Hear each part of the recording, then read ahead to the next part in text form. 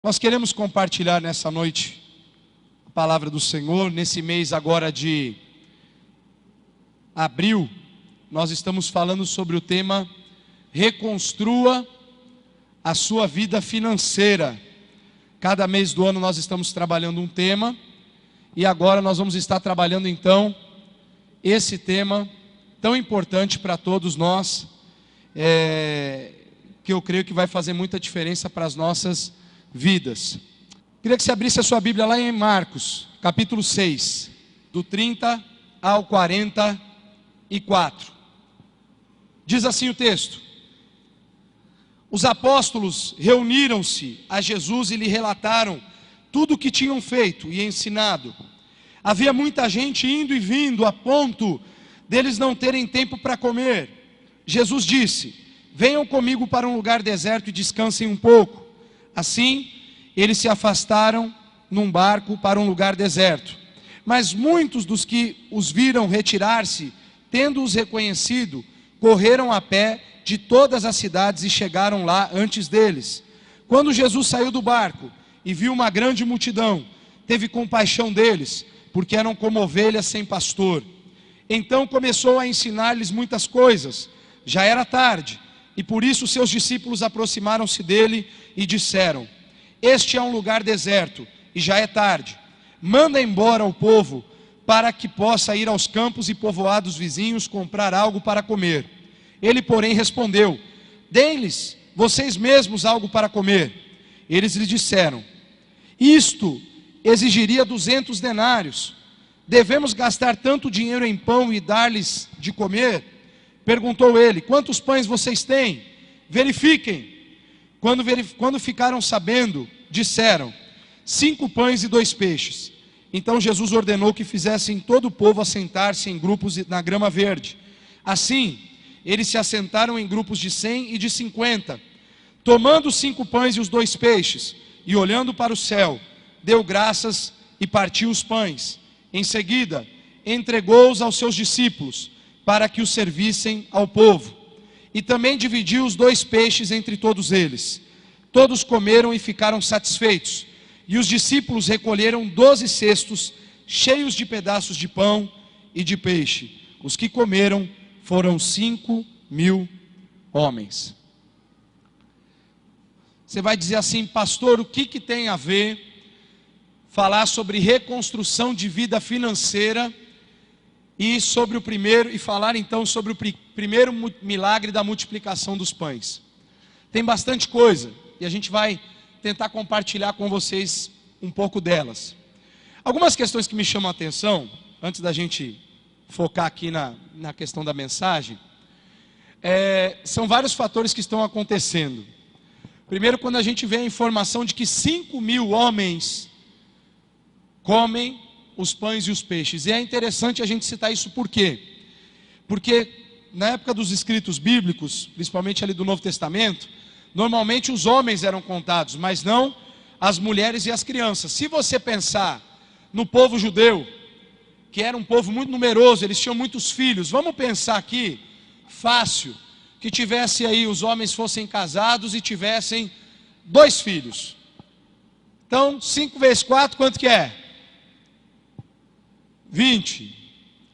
Então, se é 5.000, estamos falando aí de pelo menos 20.000 pessoas que comeram, todos eles até ficarem satisfeitos, não quererem mais. Sobraram 12 cestos cheios, e 20.000 pessoas aproximadamente comem através de 5 pães e 2 peixes. Um olhar humano, você vai dizer assim: pastor, isso é maluquice, isso não existe. Como que alguém vai conseguir dar de comer para 20.000 pessoas mais ou menos, ou que seja 15, não importa, com 5 pães e 2 peixes? O olhar humano é maluquice. No olhar bíblico, é o que a gente chama realmente de milagre. E quando nós falamos de vida financeira, nós estamos atravessando no país agora um dos momentos econômicos mais críticos.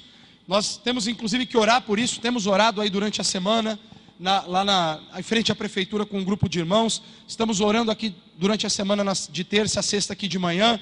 O pessoal está vindo orar e está clamando para que hajam mudanças no Brasil, porque eu acredito que muitos de vocês estão de uma forma direta ou indireta, sentindo os impactos que a economia está sofrendo, de uma forma grande ou pequena, mas você está sofrendo esse impacto.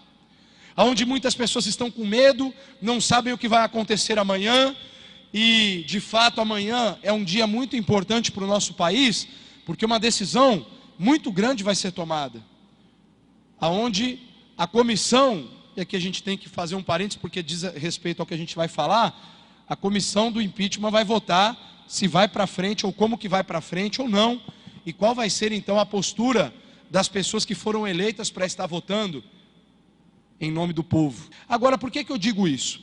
Porque aí nós vamos então para um outro contexto. Segunda-feira agora vai para a votação para o próximo domingo.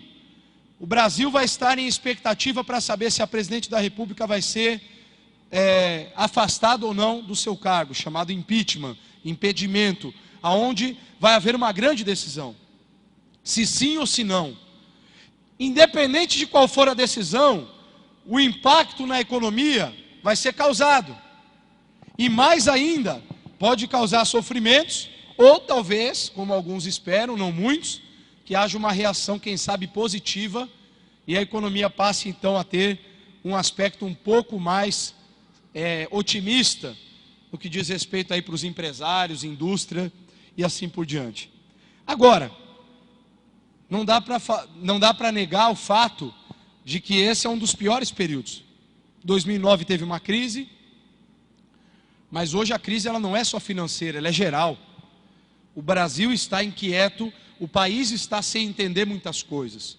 E o que a igreja precisa fazer diante dessa questão toda? Precisa se posicionar. A igreja precisa começar a fazer o que a maioria das pessoas não faz. Precisa orar, meu irmão. Você precisa começar a clamar a Deus pelas mudanças no teu país.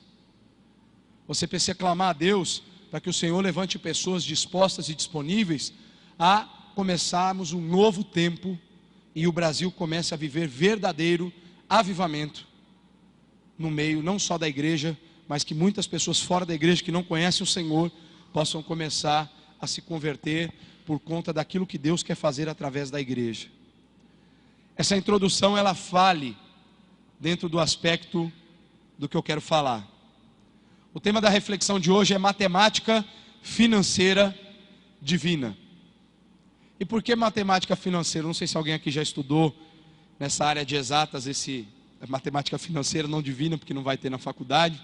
Isso aqui é um acréscimo, é uma invenção para compor aqui o tema da mensagem, para a gente poder trabalhar esse milagre. A matemática de Deus, gente, ela é totalmente diferente da nossa. O jeito que Deus faz contas não é o jeito que nós fazemos. O ser humano ele é extremamente detalhista no aspecto pessoal. Nós vamos muito preocupados nas questões que estão à nossa volta, naquilo que nós podemos ver, naquilo que nós podemos explicar. Nós somos muito focados nisso. A matemática divina, ela diverge um pouco, porque Deus ele não está preocupado com situações ou acontecimentos, porque Deus age a partir da soberania dele, do todo o poder dele, da onipotência dele. Deus não se limita a fazer ou deixar de fazer algumas coisas baseado nas condições que estão acontecendo à minha volta. Então, a matemática de Deus ela é um pouco diferente da nossa. E por que esse milagre ele é interessante? Porque existem algumas palavras que para nós proclamarmos, para nós aqui como cristãos, dizermos uns para os outros é muito fácil. A gente não fala bastante sobre crer, Batata? Não falamos sobre confiar? E aí, Marcelo, fala ou não fala? Confiar em Deus, aqueles que confiam no Senhor renovarão as suas forças. Nós falamos sobre isso. E esperar? Esperar a gente não gosta muito de falar, né? Que a gente gosta de ser meio imediatista. Tipo assim, Deus, o Senhor falou, cumpre daqui 5 minutos para que o meu coração não fique ansioso. Aí, nós temos também uma outra palavrinha aqui. Essa eu sei que para vocês tiram de letra. Depender. A palavra dependência é uma palavra muito simples, muito comum, não é verdade? Só que às vezes não é tão assim, né? A gente depende, mas muitas vezes nós somos ou nos tornamos independentes, querendo resolver as coisas de uma forma diferente do nosso próprio jeito. E hoje a gente vai avaliar então aqui, através desse texto, 4 aspectos muito interessantes dessa primeira multiplicação, que podem nos ajudar a entender como é a matemática de Deus e como Ele deseja agir nas nossas vidas. Em primeiro lugar, sem fé, meu irmão, sem chance. Por que eu digo que sem fé, sem chance? Se eu falo de matemática de Deus, se eu estou falando que Deus é quem vai estabelecer os critérios para mim, e eu não creio nele, a minha fé não está nele, Hebreus capítulo 11, versículo 6 diz o quê? Ora, sem fé é impossível agradar a Deus. Por quê? Porque se eu não acredito nele, não tem maneira de relacionar com ele. A nossa relação com Deus, ela é mediante fé. E aí, não só a relação, mas também a questão de salvação. Nós falamos hoje de manhã, Efésios capítulo 2, versículos 8 e 9 diz: pois vocês são salvos pela graça mediante a fé. E isso não vem de vocês, é dom de Deus, não é por obras para que ninguém se glorie delas. Então, quando você trabalha o aspecto da fé, e nós dizemos aqui que se não tiver fé não tem jeito, olha o que diz aqui a primeira parte dos versículos 35 e 36. Já era tarde, e por isso os seus discípulos aproximaram-se dele e disseram: este é um lugar deserto, e já é tarde, manda embora o povo, para que possa ir aos campos e povoados vizinhos comprar algo para comer. Na matemática divina, essas expressões, elas não funcionam. Deus não age mediante as nossas expectativas humanas. Deus age segundo o que Ele já conhece a respeito de nós e de tudo que está à nossa volta. Deus, Ele não trabalha com as minhas informações, Deus trabalha com o conhecimento pleno dEle para fazer as coisas. E por isso que eu digo que tudo isso aqui que os discípulos falaram para Jesus foi totalmente inútil. Porque num primeiro momento dá uma sensação de que isso aqui é muito legal. Nossa, os caras estão sendo prudentes, eles estão sendo comedidos. E nós batistas, nós temos um pouco essa característica às vezes, por sermos mais organizados e queremos às vezes as coisas um pouco mais planejadas, às vezes nós temos medo de ousar um pouco. E eu sou batista e começa por mim muitas vezes. E nós temos que quebrar às vezes isso no nosso coração, quando Deus estiver num desafio diante de nós. Por quê? Porque eles começam, nós estamos num lugar deserto, pensando na época de Israel. O que significava estar num lugar deserto? Fora da onde? Da cidade. Você está fora da cidade, tem padaria fácil? Tem Subway fácil? Os caras irem comprar lá um lanche lá de 15 ou 30 centímetros. Não é merchandising não, tá, irmãos? Estou brincando aqui só. Tem McDonald's para o cara passar no drive-thru ali e pegar uns lanches de 5 lá para dar só para matar a fome? Tem Burger King? Não tem, meu irmão.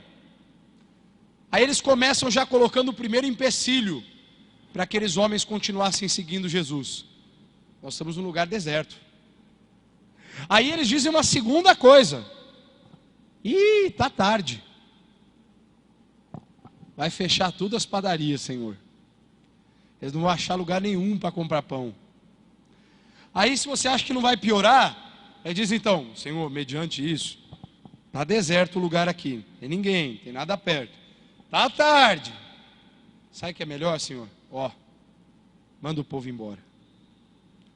Manda o povo embora e que o Senhor esteja à frente deles, aleluia. E que cuide, eles não estavam nem um pouco preocupados.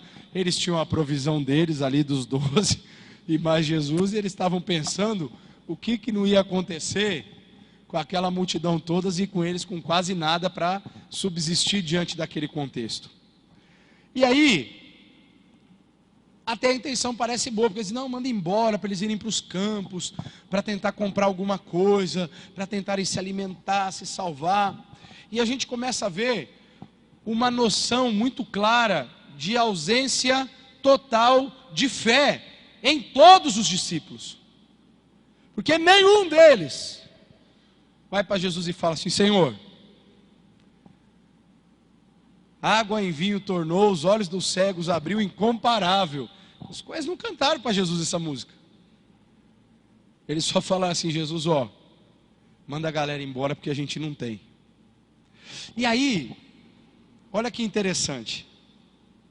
Porque quando a gente vai para a palavra de Deus também aqui num outro texto, no profeta Jeremias, capítulo 32, versículo 27. O 26 já começa dizendo assim, aqui eu acho que só vai estar o 27, se eu não me engano aqui no slide. Ele diz assim: então veio a palavra do Senhor a Jeremias dizendo: eis que eu sou o Senhor, o Deus de toda a carne, acaso haveria alguma coisa demasiada de vício para mim? Eu gostei mais dessa versão que eu coloquei aqui. Vamos ler juntos? Você começar a fortalecer a tua confiança no Senhor, meu irmão. Vamos aqui, ó. 1, 2, 3. Eu sou.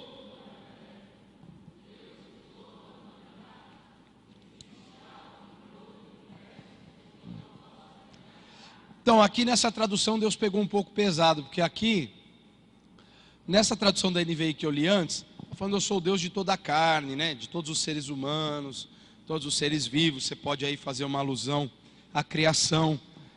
Nessa tradução aqui da King James, parece que a palavra é um pouco mais pesada, porque aí Deus já está abrangendo. Ele falou: sou o Senhor de todo o universo. Será que tem alguma coisa que eu não posso fazer, meu filho?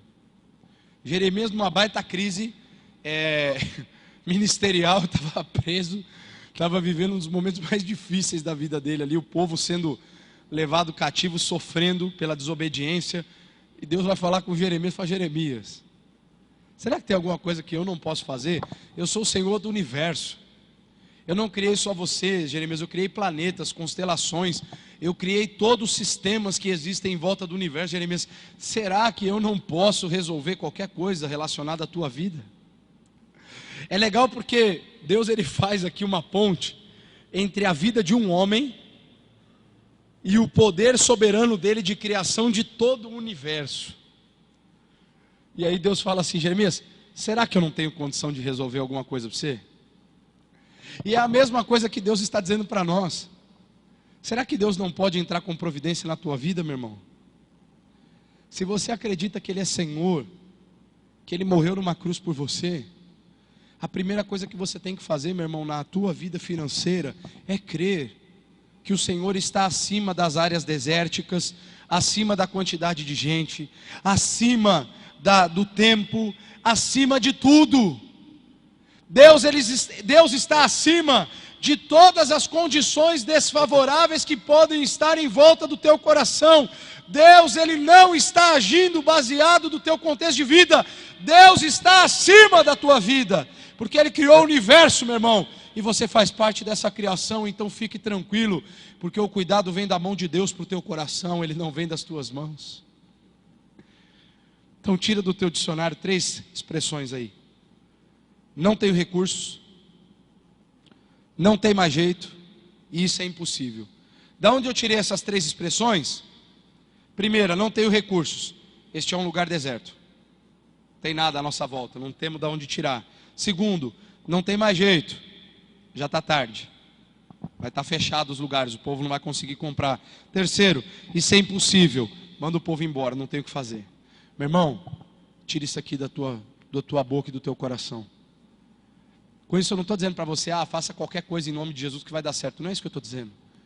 Estou dizendo o seguinte, meu irmão: coloca a tua fé no Senhor. O pastor Adriano leu aqui o Salmo 37, que diz: entrega o teu caminho ao Senhor, versículo 5, confia nele, e o mais Ele vai fazer. Deus faz. O Salmo 37 ele ensina coisas maravilhosas. Ele diz: olha, entrega, confia, porque Ele faz.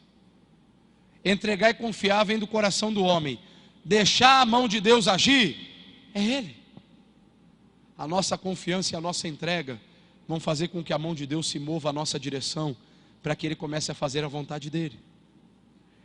Segundo aspecto que nós precisamos entender da matemática de Deus: examine as suas condições financeiras. Por que eu estou dizendo isso? Porque o próprio texto mostra que Jesus mandou fazer uma contabilidade. Porque quando nós falamos de fé, nós não falamos de desorganização. São questões que não são opostas. Às vezes nós pensamos que não. Eu tenho fé, em nome de Jesus vai dar tudo certo. Eu vou comprar aquele carro. Eu vou comprar aquela casa, em nome de Jesus Deus vai me dar graça. Meu irmão, se você não parar para fazer conta, pode ser que você dê um baita tiro no pé. Como dizia um amigo meu lá em Botucatu, você vai abraçar o burro, meu irmão. Não vai dar certo. Você vai se dar mal. E não sou eu que estou dizendo isso. E também não são os filósofos da sociedade. É a Bíblia. Olha o que o versículo 37 e 38 nos ensinam aqui. Ele, porém, respondeu: deem-lhes vocês algo para comer. E eles lhe disseram: isso exigiria 200 denários. Devemos gastar tanto dinheiro em pão e dar-lhes de comer? Gente, aqui eu entro em desespero por duas situações com os discípulos de Jesus. A primeira, normalmente, a gente acha uma coisa muito difícil quando a gente não tem para fazer. Você sabe qual é o cúmulo do incrédulo? É o cara que tem, mas tem medo de gastar. Eles tinham esse recurso assim, não me pergunta de que forma, mas o que eles estão dizendo aqui no texto, esse recurso estava na mão deles. Eles não estão falando que não tem, eles estão dizendo, isso demandaria da nossa despesa 200 denários. Um denário era o diário de um trabalhador. Era mais de meio ano de trabalho de uma pessoa para pagar pão para o povo. Eles não estão dizendo que não tinham. Eles estão dizendo que será que vale a pena gastar dinheiro para dar comida para os outros? Agora, você quer saber a parte que mais me deixa estarrecido? Não é eles fazerem uma avaliação se valia a pena ou não gastar. Agora, o que foi dito antes para eles? Está na tela aqui ainda? Saiu já? O que diz ali, ó? Essa tradução mais antiga, né? Palavras mais coloquiais, né? Provede-lhes vós mesmos de comer. Quem estava falando com eles? O Cristo, meu irmão. Era Jesus que estava dando uma ordem. Ele estava falando: deem vocês mesmos de comer, façam alguma coisa. E Jesus começa até por um aspecto humano com eles. Jesus não falou assim: ó, traz o que vocês tiver aqui que eu vou fazer o que me compete, vai, seus incrédulos, tal. Jesus não fez isso. O que ele disse? Vão providenciar comida para o povo. A primeira reação dos discípulos é dizer assim: nós vamos gastar dinheiro, Senhor, com os outros. Nós vamos dar comida para eles. Manda eles embora. Começa a parar para pensar se muitas vezes Deus não está falando ao seu coração para você fazer determinadas coisas e você não está tendo o mesmo comportamento. Ó, devemos ir comprar cerca de 200 denários de pão para dar-lhes de comer. Era Jesus que estava falando com eles ali. Era o Senhor que estava falando ao coração daqueles homens. Mas parece que eles estavam tão cegos com relação ao problema que eles estavam vivendo, com uma multidão em volta deles, e eles não sabendo o que fazer, porque eles não estavam com o coração aonde deveria estar, eles não estavam com a visão no lugar onde deveria estar focado os seus olhos, eles estavam olhando para as circunstâncias e não para o Senhor delas. E muitas vezes você está olhando mais para as circunstâncias do que para o Senhor, que te conduz em cima, ao lado ou em qualquer direção das circunstâncias. Porque o Senhor não vai se limitar a elas, meu querido. Podia ter 100.000 pessoas e Jesus multiplicaria da mesma forma, com os mesmos recursos. Podia ter só 100 pessoas e Jesus faria a mesma coisa. Porque para Jesus a questão não está na quantidade, está na confiança. E você muitas vezes está mais preocupado com a quantidade do que com a confiança. E aí, por que eu digo que a gente tem que aprender a fazer conta? Para primeiramente, não cair nessa situação que eles caíram. Porque Jesus deu uma ordem. Jesus falou: ó, vai lá, dá para eles de comer. Eles, antes de qualquer coisa, antes até de pensar qualquer situação, eles já pensam na catástrofe. Nós vamos gastar dinheiro, nós vamos demandar situações. Mas olha o que Jesus diz na sequência, que interessante. perguntou ele: quantos pães vocês têm? E aí ele usa uma expressão. Essa aqui é até mais complicada, tá? Vocês estão vendo essa palavra ide aqui, ó? É uma ordem, está no imperativo. Está dizendo: vão lá ver, seus cabeça oca. Vão lá ver o quanto que vocês têm de recurso. E aí eles voltam com a resposta. O que eles dizem? 5 pães e 2 peixes, ou peixinhos, como alguns gostam de dizer. Aí de fato, eu sei que as mulheres sofrem mais que os homens nesse sentido quando vão preparar almoço e vão vir convidados na casa. E aí elas fazem assim para o marido: quantas pessoas vêm hoje? Vai vir umas 15. A mulher já está calculando se a panela de arroz vai ser suficiente, se vai ter que fazer mais, se vai ter que preparar tal coisa, o que vai ter que fazer lá da farofa para multiplicar, vai ter que botar mais água no feijão e não sei o quê. E tem uma série de preocupações. Eu fico pensando a sangria que não foi esses discípulos ali, quando eles de fato agora verificam o que eles têm na mão. É a mesma coisa que você quer fazer um churrasco, meu irmão, para 200 pessoas você só tem 5 quilos de linguiça. Humanamente falando vai dar ruim, não tem jeito. Pelos olhos da fé, meu irmão, começa a orar para aquela caixa de isopor começar a transbordar. E eu já ouvi relatos de irmãos da igreja aqui, que em situações que a igreja já fez, multiplicou, porque não era para ter tudo aquilo que acabou tendo, e todo mundo comeu.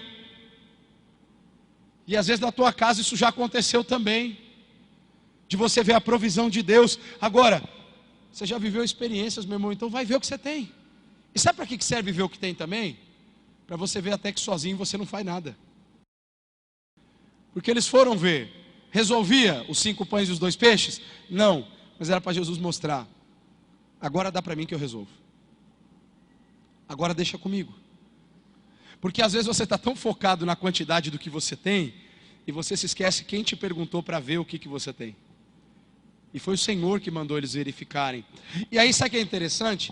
Olha o que diz o texto agora de Lucas, capítulo 14, fala sobre administração. Vamos lá. Lucas 14, do 28 ao 30. Olha o que ele diz: qual de vocês, se quiser construir uma torre, primeiro não se assenta e calcula o preço, para ver se tem dinheiro suficiente para completá-la? Pois se lançar o alicerce e não for capaz de terminá-la, todos os que a virem rirão dele, dizendo: este homem começou a construir e não foi capaz de terminar. Você tem que saber qual é a tua condição real, por 2 razões. Primeiro, para que a tua confiança esteja no Senhor. E segundo, para que você tenha mão no céu e pé no chão. Eu dou um conselho para você: nunca fique com os 2 pés na terra, porque não vai dar certo.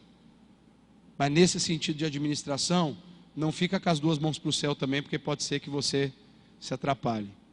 É pé na terra e mão no céu. Deus te deu recursos para você administrar, e ao mesmo tempo você confia que Ele vai continuar cuidando, e Ele vai continuar mandando tudo aquilo que você precisa no seu dia a dia. São 2 situações. Porque eu tenho meu pé no chão não significa que eu não confio. E porque eu confio, não significa que eu também possa ter meu pé no chão. Os 2 extremos são totalmente perigosos. Os que vão totalmente na fé, mas é uma fé burra.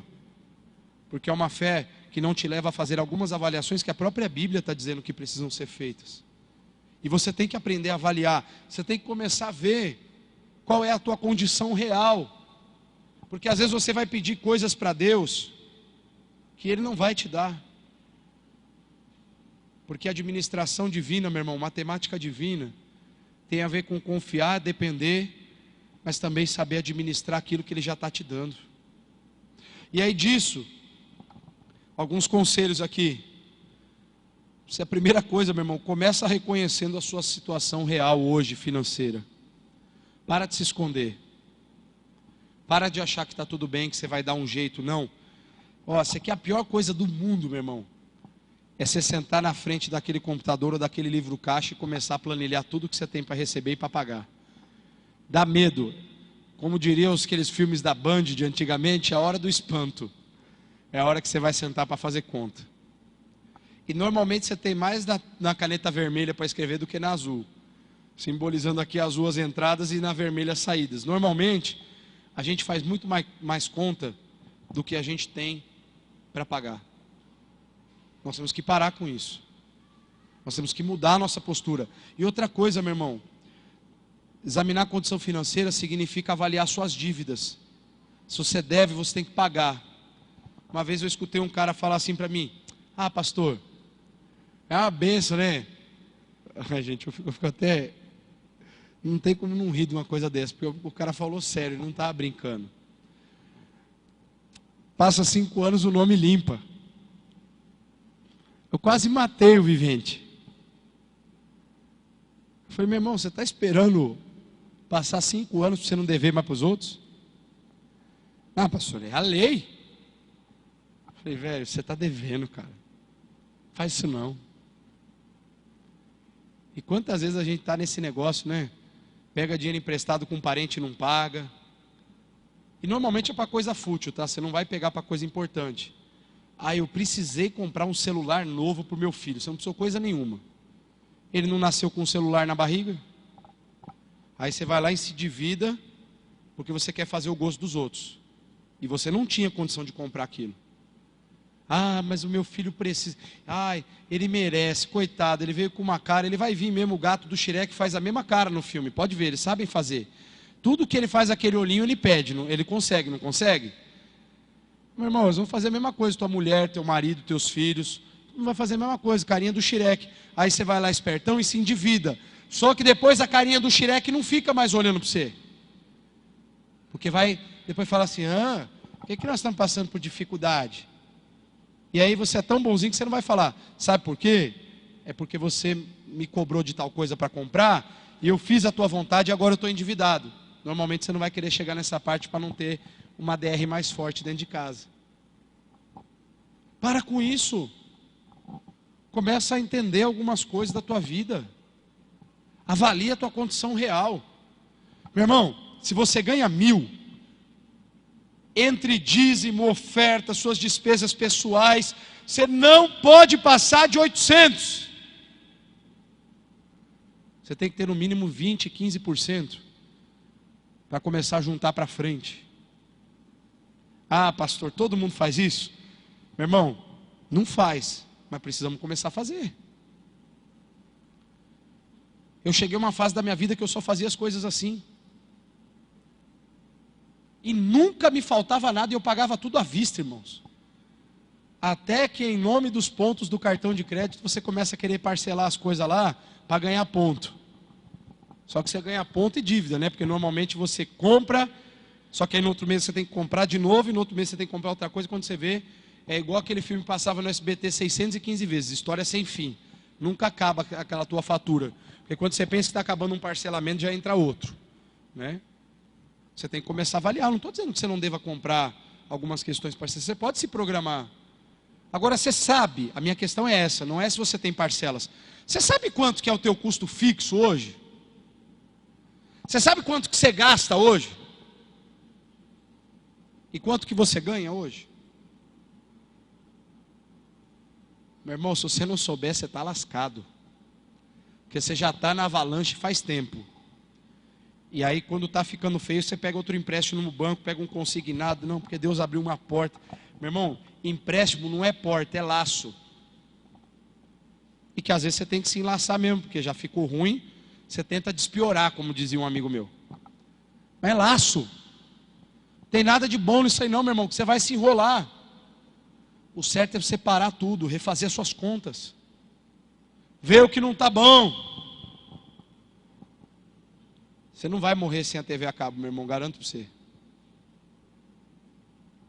Você não vai morrer sem aquele plano ultra, hiper, mega, maxi, super, uber de celular.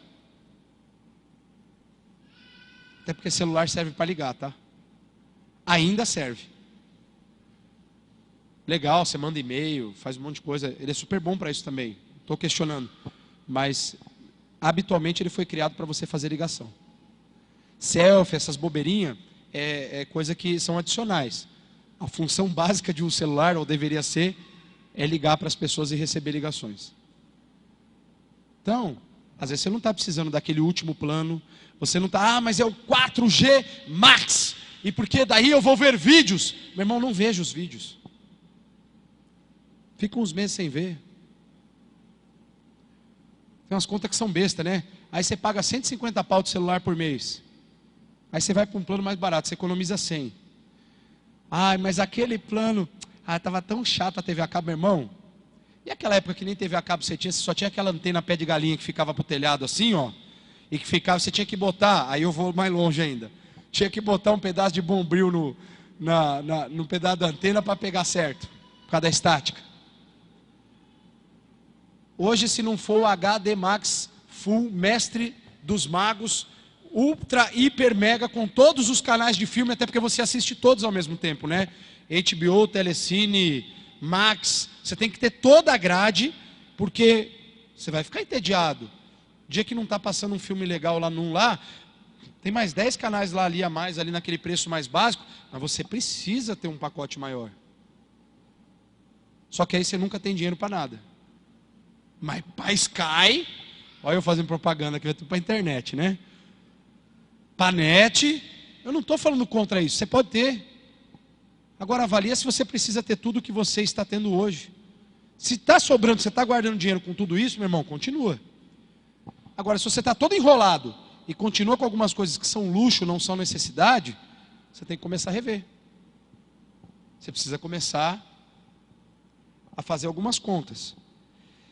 Faça uma listagem dos seus gastos pessoais e veja o que precisa ser corrigido e cortado.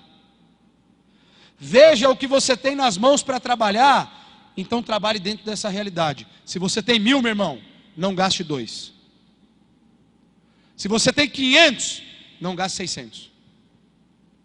Deus, ele vai multiplicar a partir da tua sabedoria de administração, não das tuas loucuras e desequilíbrios para administrar o seu dinheiro. Deus não age em pessoas irresponsáveis. Inclusive, ele vai te levar a ofertar e ser generoso com aquilo que você já tem, porque aí ele vai saber, dentro das suas atitudes, ele é Deus, ele sabe, óbvio, mas você mesmo até vai conhecer isso melhor, de que você é capaz de administrar muito mais recursos e Deus vai te dar muito mais para você fazer muito mais. Agora, como é que você ajuda se você só é ajudado? Como é que você pode ajudar se toda hora você está pedindo socorro? Você tem que mudar a tua postura. Quer um conselho para mudar? Faz a primeira coisa, vai na papelaria e compra um livro caixa, se você não tiver computador. Ah, pastor, eu tenho Excel, só se for original, se for pirata, corta do teu computador porque é pecado. Começa a andar direito, meu irmão. Só vai andar para trás, é igual caranguejo, para os lados e para trás. Dependendo da orientação que você estiver olhando ele. Não vai para frente. Pirataria, isso é crime, meu irmão. Você está dando legalidade, o diabo vai entrar na tua casa e vai destruir teus equipamentos. Vai começar a acontecer um monte de problema. Você tem que começar a fazer as coisas diferente. Você tem que começar a se comportar diferente. Sky Gato. Aqui eu não sei porque ninguém nunca me contou. E nem me conte, por favor. Lá em Botucatu tinha uns 3 irmãos, cara de pau, que dizia que foram pesquisar na lei que não era contravenção. É a mesma coisa do cara esperar 5 anos no Serasa para limpar o nome e não paga a dívida. Você está roubando sinal de alguém que paga. Meu irmão, para de dar brecha. Para. Se administra melhor que você vai ter o melhor das coisas. Agora, se você só faz coisa errada, como é que você quer pedir para Deus abençoar as suas finanças? A matemática divina, ela não admite jeitos, ela não admite esquema, ela só admite vida correta. E ou você é correto, meu irmão, ou você não é. Não adianta. Não gaste 200 denários em coisas que não são necessárias. Aquilo era necessário, porque era Jesus que estava mandando. Agora, às vezes, a gente gasta os nossos denários, o nosso dinheiro, com tanta coisa desnecessária. Nós precisamos aprender a avaliar isso. Terceiro, são só 25 pontos para você aprender sobre a matemática financeira. Não é brincadeira, são 4. Estabeleça uma estratégia. Para o milagre acontecer, meu irmão, você precisa entender que algumas estratégias têm que acontecer também. O que diz o versículo 39 e 40? Então Jesus ordenou que fizessem todo o povo assentar-se em grupos na grama verde. Assim eles se assentaram em grupos de 100 e de 50. Você vai dizer assim, mas para que Jesus mandou fazer isso? Isso aqui demonstra organização. Os discípulos saberiam os grupos que já estavam sendo atendidos com a comida, dava para contar, e por isso que foi possível saber quantos mil homens tinham ali, porque quando você divide grupos de 50 e 100, você vai contando as rodinhas, depois fica muito mais fácil. Se chama organização, meu irmão. Estratégia demanda organização. Demanda você saber em quanto que está o teu buraco hoje nas finanças e quantos meses você vai demorar para sair dele. Você se administrar financeiramente, meu irmão, não significa você só ter dinheiro. Porque você pode passar um momento de dificuldade, uma enfermidade, um desfluxo financeiro. E isso não faz de você um péssimo administrador. Agora, saber em que pé você está e quando você vai sair dali e como que você pode fazer para sair, isso sim é uma virtude de um bom administrador. Porque nem sempre você vai ter milhões na tua conta. Nem sempre. Vão ter meses que você vai estar ali, pagando juros para o banco. Mas você sabe por que você pagou os juros? Você sabe quantos meses você vai sair daquela situação de pagar juros para resolver? Então dá para fazer isso. Mas você tem que criar consciência. Eu vou demorar X meses para sair de determinada situação, algumas despesas que eu fiz. Eu já sei. Eu já sei em que mês, inclusive, que eu vou começar a respirar mais. Eu tenho meu orçamento todo planilhado lá em casa. Então você tem que fazer isso. E nunca limite o teu coração às dificuldades. Mas não tem nem pão, para que está dividindo os grupos? Divida. Deus está mandando você se organizar, se organize sem dinheiro, porque quando ele chegar você já sabe administrar. Agora, dinheiro que chega na mão de quem não é organizado, é igual entrar numa bolsa furada, do jeito que entra, sai. Olha o texto aqui, 2 Coríntios 9, 6 a 8, vocês conhecem bem? Lembrem-se, aquele que semeia pouco também colherá pouco, e aquele que semeia com fartura também colherá fartamente. Cada um dê conforme determinou em seu coração, não com pesar ou obrigação, pois Deus ama quem dá com alegria, e Deus é poderoso para fazer que lhe seja acrescentada toda a graça, para que em todas as coisas, em todo o tempo, tendo tudo o que é necessário, vocês transbordem em toda boa obra. Meu irmão, com isso eu digo para você, como eu já coloquei aqui, você quer uma estratégia para mudar a tua vida financeira? Primeira coisa que você tem que fazer, além de você fazer uma relação de todas as suas contas, é você verificar a sua fidelidade diante de Deus. Eu não estou falando aqui porque eu controlo o que você dá ou deixa de dar para mim, meu irmão. Se você não faz para Deus, você está lascado, não é para mim que você tem que fazer. Então não vai ter a lista dos colaboradores, não vai ter nada disso aí não. É você e Deus. Só que se você não for fiel a Deus, a coisa não vai andar. Isso eu garanto para você. Porque não é uma invenção da igreja. Isso é um princípio bíblico. Se você não for fiel no pouco, Deus não vai te colocar sobre as coisas maiores. Ele não vai te providenciar questões que estão muito acima. E aí você pode dizer, pastor, mas é que eu não consigo confiar que Deus vai me abençoar. É o que eu falei na semana passada. Só que aí você está com uma doença, você vem lá na frente e você crê que Deus vai te curar. Isso não é fé, meu irmão, isso é sem vergonhice. Porque você acredita por uma coisa, mas não acredita em outra. Então isso não é fé. Isso é conveniência. Porque eu acredito naquilo que me convém. E aquilo que não me convém, eu digo que eu sou incrédulo. Isso é mentira. Ou você acredita em Deus de todas as formas, por isso que eu falei que sem fé não tem jeito. Ou você tem que mudar a tua postura. Pastor, é que esse mês não deu, pastor, olha, não fui fiel. Mas e todo o resto que você gastou? E eu não estou te falando isso aí, meu irmão, por causa de negócio de praga, maldição, meu irmão.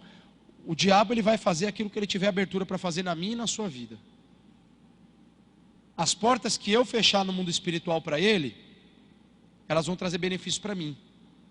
Paulo está falando nesse texto o seguinte: se eu semear pouco, eu vou colher pouco, não adianta. Agora a estratégia divina é você semear com fé, com confiança, porque a multiplicação da colheita é Ele que vai dar para você. E eu garanto para você, meu irmão, salvo algumas situações, a maioria de nós, há alguns anos atrás, como que estava financeiramente, como que está hoje? Eu posso dizer para vocês, Deus tem me acrescentado muitas coisas, coisas que eu não tinha há 10 anos atrás e que hoje Deus me deu a oportunidade de ter. Mas eu tive que aprender a duras penas algumas coisas. A minha vida era muito diferente há um tempo atrás. Mas olha os anos que vão passando. Agora você tem que avaliar por isso também. Não adianta você pegar um mês da sua vida e pensar que Deus é injusto porque Ele não cuida de você. Você tem que olhar o todo. Quem era você antes de Cristo? Como que estava o teu casamento? Como que estava a tua vida? Como que estava a tua saúde? Como que é a sua vida hoje?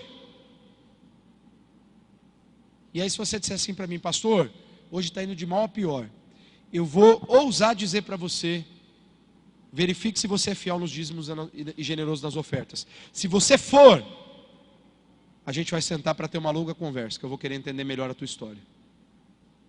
Porque eu nunca vi a Bíblia mentir. E normalmente as pessoas que me procuram que estão com um problema financeiro, têm dois problemas: infidelidade e problemas gravíssimos de administração. Até porque se administrar bem não significa que você vai ser próspero. Porque um bom administrador pode perder tudo no outro dia. Os ótimos administradores estão investindo na Bolsa de Valores. E olha que legal. Vocês viram a conta que foi feita? Nos últimos 20, acho que 15 ou 20 anos? Quem investiu, não, nos últimos 15 anos, quem investiu na Bolsa de Valores? Qual foi a rentabilidade média? 0,5%. Com os altos e os baixos, obviamente. Eu vi essa matéria lá no G1 esses dias. Ou seja, se o cara tivesse deixado nesses 15 anos o dinheiro na poupança, ele teria rendido a mesma coisa, segundo os economistas lá. Eu não sou economista, eu só estou vendendo o peixe que eu comprei lá no site do G1 lá que eu li. Pode ser que teve gente que ganhou muito? Pode. A maioria dos caras que eu vi quebraram. Os caras mais ricos do Brasil, né? Estão tudo falido.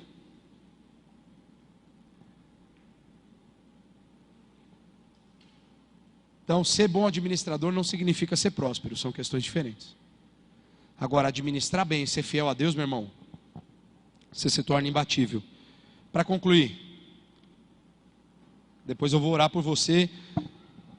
Eu mudei por aqui pelo seguinte, ó, você fala assim, o pastor mudou a oferta que vai pregar sobre dinheiro, depois pensa, não é isso aí não. Vocês sabem que a gente nem fica falando muito sobre isso. Aqui esse mês o tema é esse, para que você reconstrua as suas finanças na tua casa, e não para simplesmente entrar mais ou menos dinheiro na igreja. Deus vai mandar o que Ele quiser de dinheiro, usando a tua vida e de outras pessoas. Então eu não fico fazendo pressão psicológica em ninguém. Para mim, você vai dar ou deixar de dar é problema seu e de Deus, não é meu. Agora, tem uma coisa. Por que eu fiz isso? E eu pedi para a tesouraria para eu inverter hoje. Porque muitas vezes você está retendo o que não é seu, o que é de Deus, você está... Isso é apropriação indébita, meu irmão, cuidado, é crime. Por isso que Deus chamou o povo de Israel de ladrão lá atrás. Vocês estão me roubando, porque não era do povo, era de Deus. Se você não é fiel no dízimo, se você não oferta com generosidade, você não tem como crescer na sua vida espiritual. Não tem. Você pode pensar o que você quiser, isso é a Bíblia que fala. Se você não é fiel no pouco, Deus não vai te abençoar. E hoje à noite eu vou fazer um desafio para você. Mesmo que você não vá trazer nada fisicamente, porque você já trouxe, mas você vai fazer um desafio de fé, se você está vivenciando algo parecido com isso, porque eu garanto para você que tem. Alguns irmãos que estão vivenciando isso, porque Deus já falou no meu coração alguns dias atrás. E Deus não falou isso para julgar a tua vida, para te expor. Pelo contrário, é porque Ele quer mudar a tua vida. Para que você possa viver de uma forma muito melhor. Para que você possa ter oportunidades muito melhores. E aí com isso eu digo o seguinte, ó. Em último lugar, contemple o agir de Deus. Porque quem faz milagre na vida financeira das pessoas é Deus, não é você. Quem vai fazer as tuas finanças prosperarem é o Senhor, não é você. Quem vai aumentar os teus clientes é Deus, não é você. Claro que você vai trabalhar, você vai divulgar, você vai fazer. Meu irmão, se o Senhor não edificar a casa, em vão trabalha o construtor. Se o Senhor não vigiar a cidade, o sentinela não é protetor. Será inútil levantar cedo e dormir tarde. Trabalhar o dia todo, porque não vai ser suficiente. Se o Senhor não estiver no teu caminho, tudo que você fizer não tem propósito. Olha aqui o negócio. Versículos 41 a 44, para a gente finalizar. Tomando os 5 pães e os 2 peixes, e olhando para o céu, deu graças e partiu os pães. Em seguida, entregou-os aos seus discípulos para que servissem o povo. e também dividiu os peixes entre todos eles. Todos comeram e ficaram satisfeitos. E os discípulos recolheram 12 cestos cheios de pedaços de pão e peixe. Os que comeram foram 5.000 homens. Sabe por que isso foi possível, meus irmãos? Por causa desse outro texto aqui que eu cito bastante aqui na igreja, Filipenses 2,13. Pois é Deus quem efetua em vocês, tanto querer quanto realizar, de acordo com a boa vontade dEle. Quando você vive por princípios bíblicos, Deus vai fazer com que todas as suas verdades bíblicas, todos os seus fundamentos, seus princípios, se cumpram na tua vida, porque você está vivendo por Ele. Então o querer é dEle, o realizar é dEle, a confiança é sua, mas o resto é dEle. Agora, se você não confia, meu irmão, não tem como, finalizando aqui a fórmula da matemática divina. 1 mais 1 é o que nós podemos ver e comprovar. Agora, presta atenção na matemática divina. 1, ou seja, o que você tem, os teus 5 pães, os seus 2 peixes, os seus recursos, a tua condição, a tua vida, mais a bênção de Deus, meu irmão, é igual a muito mais de tudo aquilo que você pensa ou que você imagina que Deus pode fazer na tua vida. Porque Deus, Ele não vai agir pelas tuas circunstâncias, Ele vai agir pela mão dEle. O poder é de Deus, meu irmão, o poder não é humano. Ele vai usar sim os teus recursos. Ele vai dizer assim: o que você tem na mão? Ah, Senhor, eu só tenho isso aqui. Coloca à disposição. Confia. Faça a sua parte. Abra teu coração, deposita a tua confiança no Senhor. Meu irmão, sabe por que não tem como dar errado? Não porque seja uma fórmula mágica, porque não é. Mas porque é o que a Bíblia diz. E a palavra de Deus não mente, ela é verdade. A Bíblia mostra claramente que o cuidado de Deus, ele é certo na vida de quem confia nele. Então você não vai precisar se preocupar com alguns detalhes, porque Deus vai tomar conta de tudo. Agora, o que você precisa fazer é exatamente isso, meu irmão. Você precisa, muitas vezes, consertar o teu altar diante do Senhor.